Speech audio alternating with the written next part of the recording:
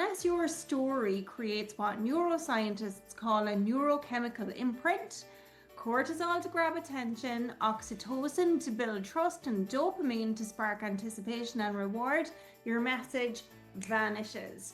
It doesn't just get ignored, it literally fails to stick in the brain. And that is the worst type of brand to have, is a brand that is forgettable. Let me paint a picture for you. You're late night scrolling through LinkedIn when maybe you should be spending some quality time with your family or your loved ones, or trying to switch your brain off. And then on LinkedIn, you spot yet another post that starts with, "I help business owners," and instantly your eyes glaze over. Keep scrolling, gone, totally forgotten. And the worst part is, it could be your post that people are scrolling past. I know that's harsh, but honestly, it used to be me. And sometimes it still is, because here's what I figured out. It's not a content problem, it's a memory problem. So let me explain what I mean by that.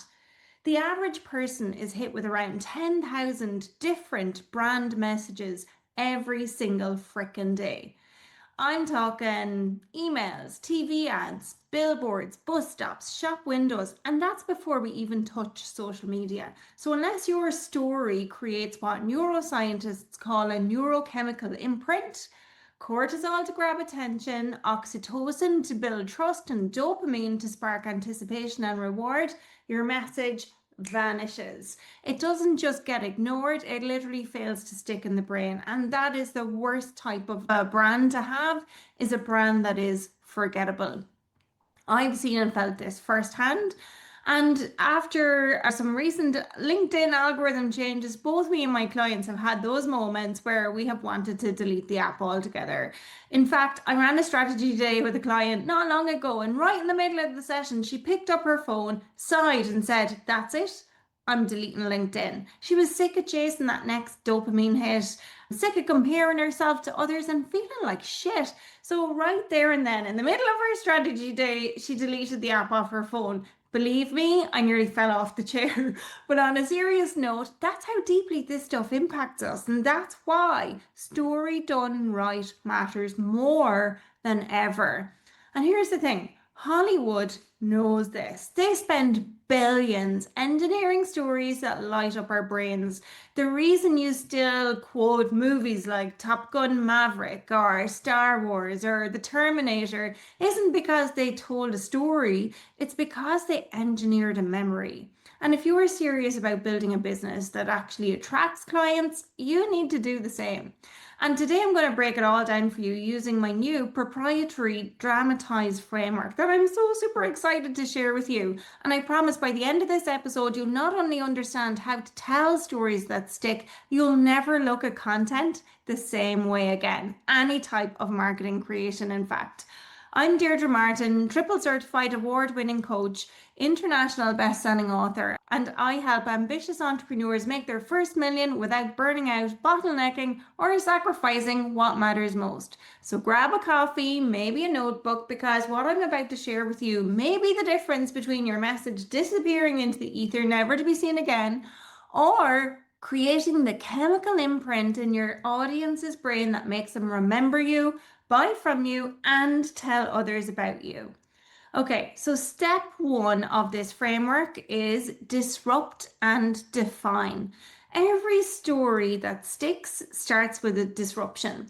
Think about Taken, one of my favorite movies. Liam Neeson is introduced as this regular, normal dad guy, but within minutes, he has that iconic line, "I have a very particular set of skills." And all of a sudden you're like, what? He's not a normal dad? That's total disruption. It jolts the brain awake. Now, compare that to how most of us start our stories. "I help whoever." Ugh, boring, predictable, deleted by the brain instantly. Disruption works because of cortisol. The brain hears something unexpected, senses a threat or novelty, and spikes cortisol to pay attention. So how do you create that disruption in your own business story? You challenge the norm, you flip the script, you say the thing no one else is saying. And if this is making sense and you'd like to work on this as I'm going through it, you're welcome to download my free template from www.deirdremartin.ie/dramatize story builder. And then go ahead and take this action. Write the first line of a story or a post, and then ask yourself, would this make my dream client stop scrolling? Okay? Let's move on to step 2. Relate and resonate. After you've disrupted, you need to connect. And here's the thing, you don't connect with perfect, polished posts and professional type content on your website or on your social media bio or wherever.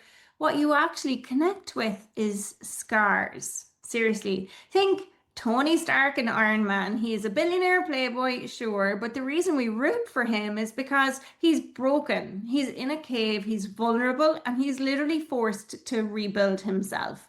And that's when we start to see ourselves in the story. We're trying to get out of a difficult situation when our backs are against the wall. And that's why we connect with Tony Stark. Your audience needs to see and hear and feel your human side too. A great example of this that I can share that I've applied in my business was one of my very first LinkedIn posts when I started my business. It was a LinkedIn video, and my opening line went along the lines of, you may not know this, but 2020 saw me lose my job. That moment of raw honesty, that's what makes people resonate. And here's what's happening in the brain.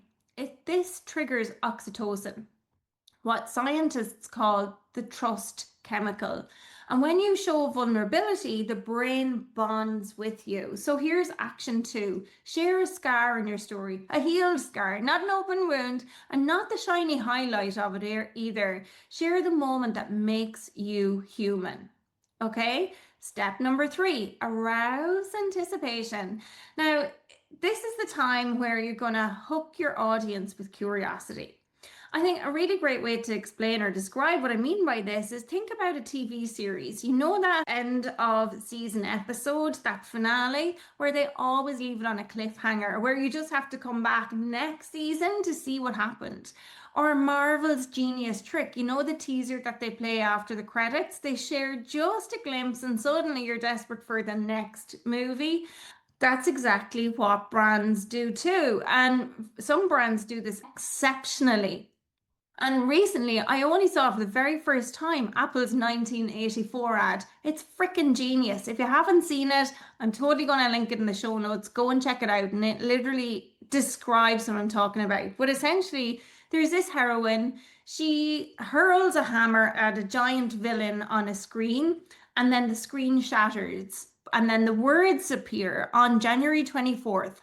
Apple will introduce Macintosh, and you will see why 1984 won't be like 1984. And so everyone knows something radical is coming, but nobody knows what that is yet. And that anticipation is irresistible. Pure and utter genius. Now, this is super for you to apply in your business. If you're looking to build a wait list, or if you want to pre-launch something, you can do this and build anticipation. You can get some pre-sales by literally leveraging this aspect.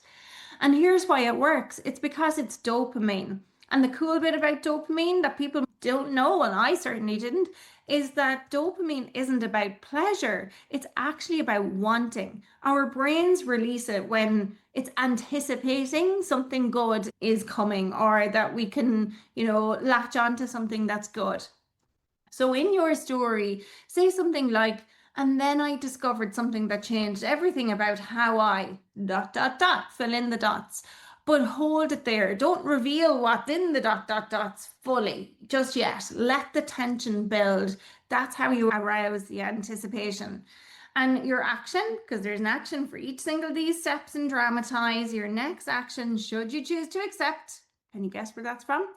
Write one line in your story that teases the solution without giving it away. So just one line that teases the solution without giving it away. Okay, step 4, magnify the moment. So this is where you make your story truly unforgettable, because the brain doesn't encode vague statements like, I was struggling. It encodes sensory details. So, as seeing as how I'm on like a movie world here, I'm going to keep going with that. Think Maverick, the new Top Gun movie, and think of Tom Cruise or Maverick, Pete Mitchell, right? And he's literally flying in this super jet at Mach 10. The roar, the sweat, the blur, you don't just see it, you feel it. It's like that peace.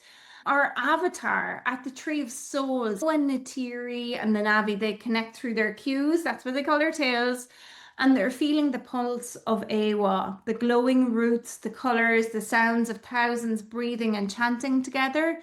That's sensory overload that lodges itself in your memory.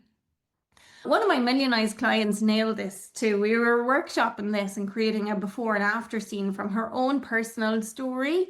And she described a before scene and an after scene. Well, here's the before scene. She said it was like there was this stale patchouli stink of her ex-boss's office, who, when you walked in, she was wearing these Birkenstocks. Like, how unprofessional was that? She used to wear Birkenstocks into work every day with these chipped red painted toenails sticking out from under them in this old musty office that was really dark and had 1980s wallpaper. You totally just pictured the monkey toenails, didn't you? Okay, I'm not gonna lie. Sometimes I looked at my shoes at winter. Okay, you didn't need that visual, but there you go. You just pictured that too, didn't you? Yeah, that's magnifying the moment. So here's the action step for this one. I want you to take one before moment from your story and add at least one sensory detail. Now, if you can write this about your clients, if that's what you want to do, take a sensory detail from your client's story and add it in as well. Think through, what could you smell? What could they smell? What could they hear? What could they feel? What could they see? All of those things. So it's totally sensory. Step 5, amplify tension. If there's no tension, there is no attention. So think about the movie Speed. The bus can't go below 50 or it's going to explode. That's tension. When tension is created, the brain spikes. Cortisol kicks in, and then like you just can't look away. That's what happens. So your business story needs this kind of tension too. And how you amplify the tension is by raising the stakes. So in that first LinkedIn post that I mentioned earlier, I said something like, so many businesses leak customers and sales through ineffective customer experience management. So your listener has to feel the cost of not changing, or your reader, your audience, whoever. But use this ethically. Don't fabricate truths. Be real. Don't use it as a manipulation technique. Another example of this that I share when I'm explaining this to clients is that when I used to work in the bank and people would leave a lot of money in cash deposit, I was an investment advisor, so people would come in and I'd be explaining to them the different options available for their money with the bank. But what they didn't realize was that even though the money was safe, it was secure, it was in cash, it was in deposit, they couldn't technically lose their money, the value of their money was deteriorating as a result of inflation. If they did nothing, their money would be worth less by the end of the year. But they didn't know that because they couldn't physically see it. So a lot of my work was educating people about how this stuff works. Does that make sense? So when you're raising the stakes here by amplifying the tension, be truthful and trustworthy. And sometimes, remember, you might need to sprinkle in a little bit of information and education so that they understand what you mean. So here's your action step here. Write down what happens if your client does nothing. And now amplify it until it stings. Okay, step 6, trigger surprise. The brain learns through surprise. There's actually a term for this called prediction error, which basically means your brain thought one thing was about to happen and then boom, something different happens. That's what makes the moment stick. Think the Bourne Identity. Jason looks like a helpless amnesiac. Then he takes out assassins with a pen, a frickin' pen. Total plot twist, right? That type of plot twist floods the brain with dopamine, and your story needs to do the same. So here's an example. The surprising truth about stories is that stories don't actually sell. Neurologically engineered stories do. That one line flips everything people thought they knew about storytelling. Okay?